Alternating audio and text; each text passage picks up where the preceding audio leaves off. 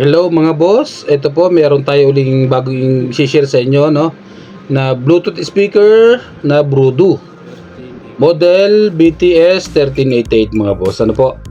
Yan, ito mapapansin niyo po diyan may tape mga boss ang ating Brudu dito, ang ating Bluetooth.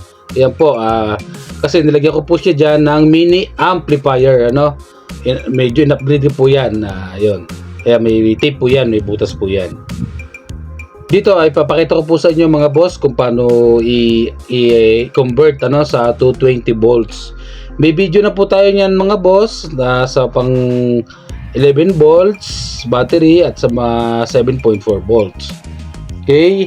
Ito ganoon din ito naman mga boss, ganoon din po sa 7.4 volts battery na Brudu 1388 model ano. Yan, ito mga boss ang kanyang original battery. Okay, 6 na piraso po yan mga boss, ano po. Okay, so yan, dito mga boss, panoorin nyo lang po mula umpisa hanggang dulo. Malalaman nyo kung paano gawin step by step. So yan, dito nabuksan na natin ang ating Bluetooth. At yan, ito ang kanyang battery socket mga boss, ano. Yan.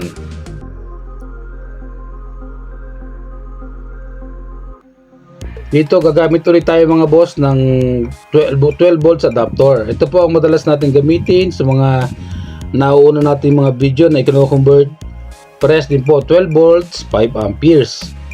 Yan po ang ating gagamitin pang convert sa 220. Yan, at ang ginawa ko na rin po dyan ay hinabahan ko na rin siya ng AC cord ano, para mas mahaba ang ating cord dyan.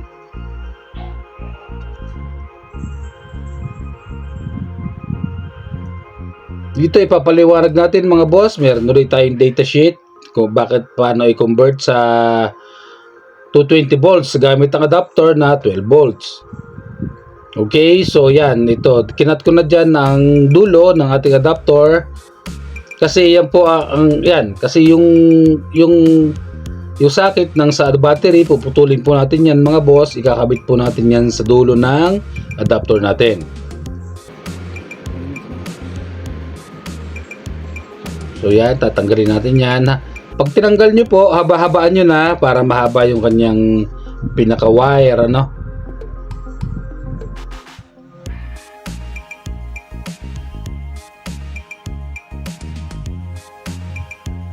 So yan, lagi ko pong sinasabi sa inyo mga boss ito, pag magko-connect kayo by color, ano po, yan, tulad yan, i-connect siya sa red sa red, black sa black. At dito, ito yung dyan yung siya ikakabit mga boss. Pagka naduktong nyo na sa ating adapter, yan, dyan po yan ilalagay.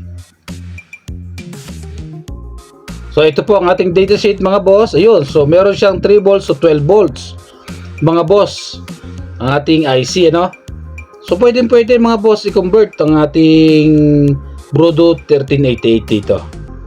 Kasi 3 volts to 12 volts ang kanyang battery, ang kanyang supply sa battery at sa adapter man. Okay? So hindi po magkakaproblema ang conversion natin dito. Kasi mayroon po tayong datasheet at yan, nakita naman po natin na tama po ang ating data. So yun, dito yan mga boss. Basta ito sa hihina, kailangan tibayan nyo lang po, matibay, makapit, at titipan nyo kaagad mga boss bago nyo i-testing ha. Importanteng matipan nyo kaagad kasi delikado po pag magdikit yan, pag mag-shorted po yan. Pag mag-short, masisira po ang inyong Bluetooth mga boss. Ayan, kaya importante matipan nyo kaagad bago mag-test, bago i-testing, actual test, okay?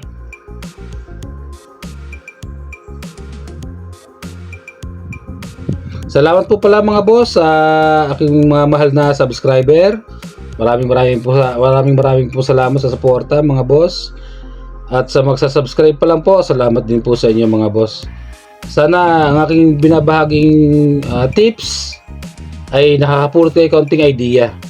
Konting idea pero magagamit nyo po ma-apply nyo sa inyong sariling gamit.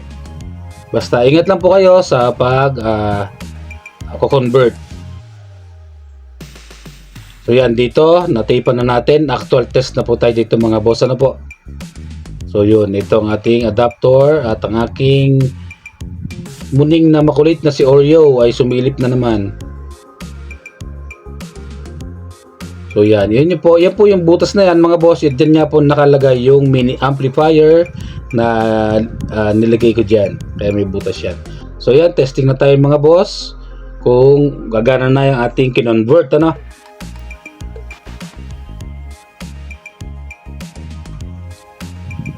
Yan, double check ko lang yung mga wiring. So yun. At nag-power on na ang ating unit. Ito, yung display niya nawawala. Ayos ko lang yan. Wala po siyang display. Yung Bluetooth. Checkin nyo po yung mga wirings nyo kung nakakabit ng maayos.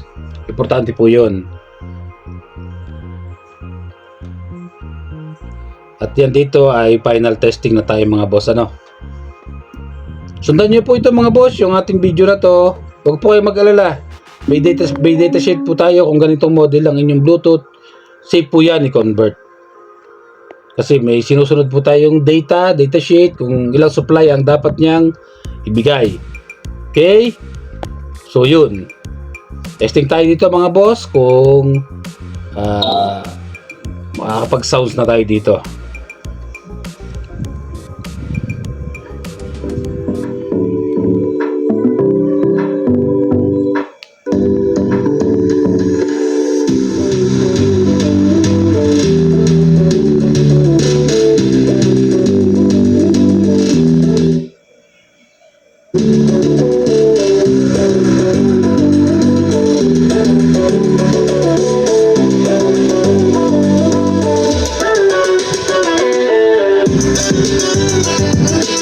Yung ating adapter mga boss, wala po tayong battery dyan.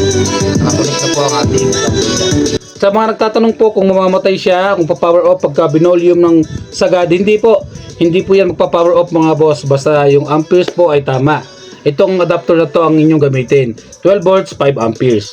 Kasi pag mababa po ang pirahe, mamamatay po yun, magpa-power off. So final testing tayo mga boss. Ito, final testing na po tayo dito.